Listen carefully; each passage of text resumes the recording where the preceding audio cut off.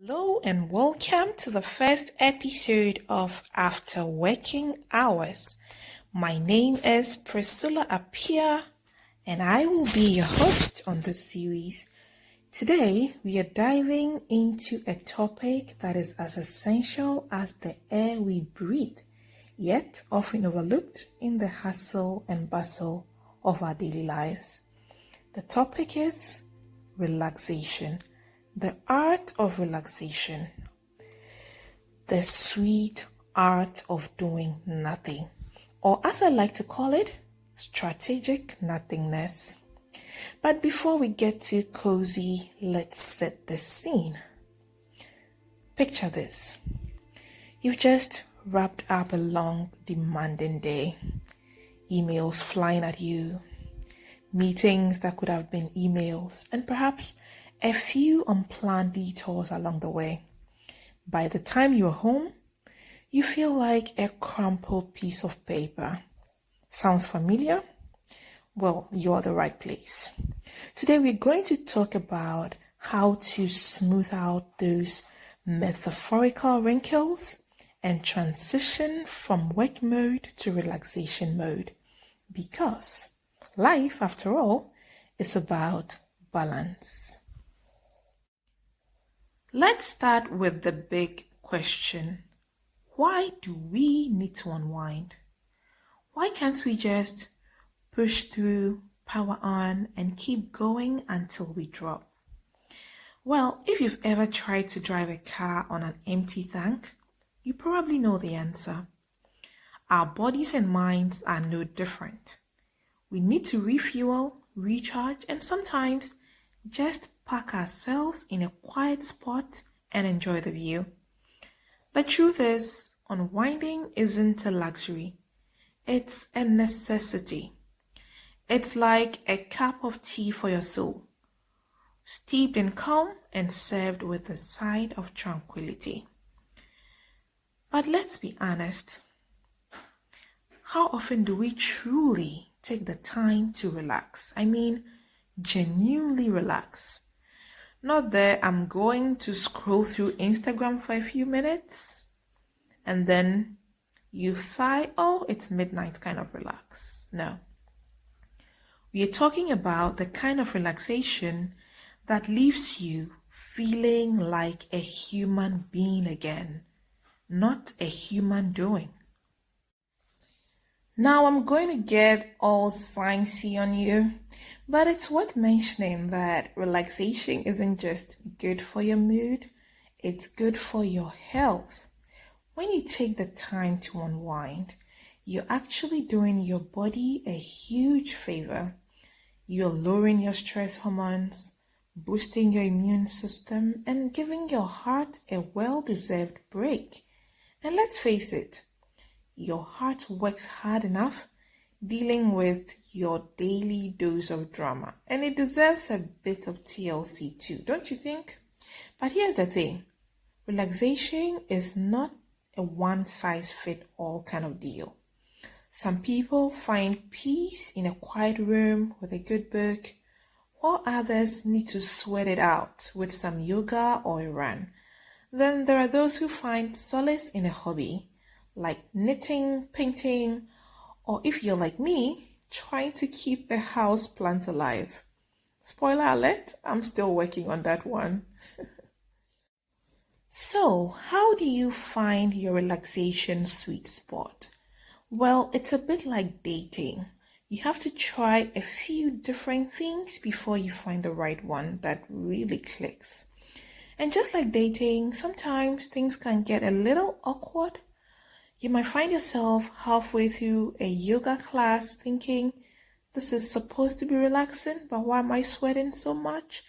Or you might find meditating something for you, only to realize your mind has other plans, like replaying that embarrassing thing you did in 3rd grade. But that's okay. The key is to keep exploring. For some of us, relaxation might be as simple as taking a walk in nature. And there's something incredibly grounding about being surrounded by trees, breathing in fresh air and listening to the birds gossiping about the latest squirrel drama. For others, it could be cooking a delicious meal, not because you have to, but because you want to. Now let's talk about the power of rituals. I'm not talking about anything too complicated. No need to sacrifice a goat or anything like that. I'm talking about simple, comforting routines that signal to your brain, hey, it's time to relax. It could be as simple as lighting a candle, putting on some soothing music, or taking a few deep breaths. The beauty of a ritual is that it's repeatable, it's reliable, and over time, it becomes your second nature. One of my personal favorites is the evening wind down. It goes like this. I dim the lights, put on some mellow tunes, think acoustic guitar or gentle jazz, make myself a cup of tea, and just be no agenda, no to-do list, just a few moments of peace before bed. It's like a mini vacation every night, minus the packaging. And speaking of tea, have you ever noticed how calming it is to hold a warm cup of tea in your hands? There's something about the ritual of making tea that's inherently relaxing. The boiling water, the steeping, the gentle aroma. It's like a meditation you can sip. And if tea is not your thing, that's okay. Maybe it's a glass of wine, a cold beer, or a fizzy water with a slice of lemon. The key is to make it your own little moment of zen.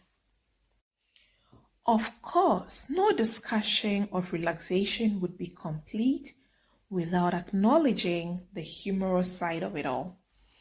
We live in a world where relaxation can sometimes feel like just another item on our to-do list. You know how it goes? You schedule in some downtime, but then you spend the whole time worrying that you're not relaxing hard enough. Am I doing this right? Should I be more zen? Maybe I should take a picture of myself relaxing for Instagram. And before you know it, you're more stressed than when you started. The irony, of course, is that relaxation shouldn't be stressful. It's not a competition, and there's no wrong way to do it. Whether you're sitting in silence, knitting up a storm, or binge watching a feel-good series, as long as it brings you peace, you're on the right track. And if your relaxation routine involves a bit of humor, like laughing at your own failed attempts at meditation, then you're already ahead of the game. After all, laughter is one of the best stress busters out there. Let me say this. At the heart of relaxation is the art of letting go. Letting go of the day's stresses, letting go of the need to be perfect, and sometimes just letting go of the remote control.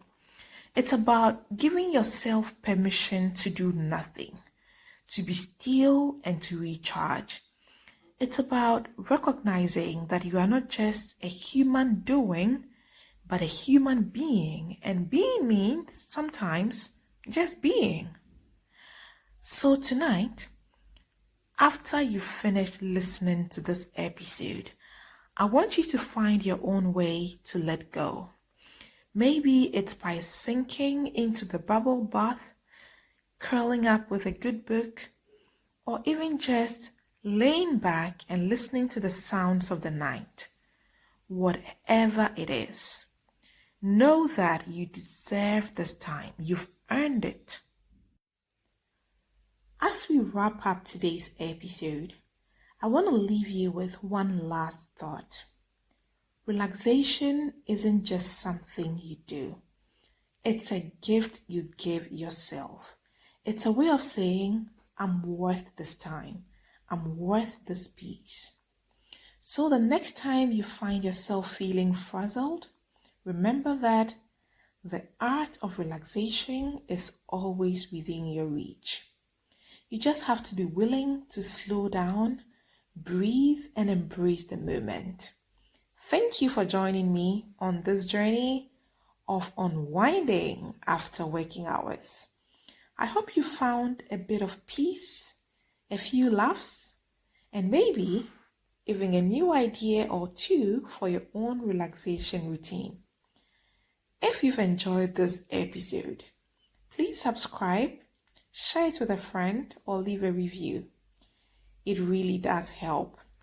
Until next time, take care, be kind to yourself, and remember, the best part of your day begins after working hours. See you next time.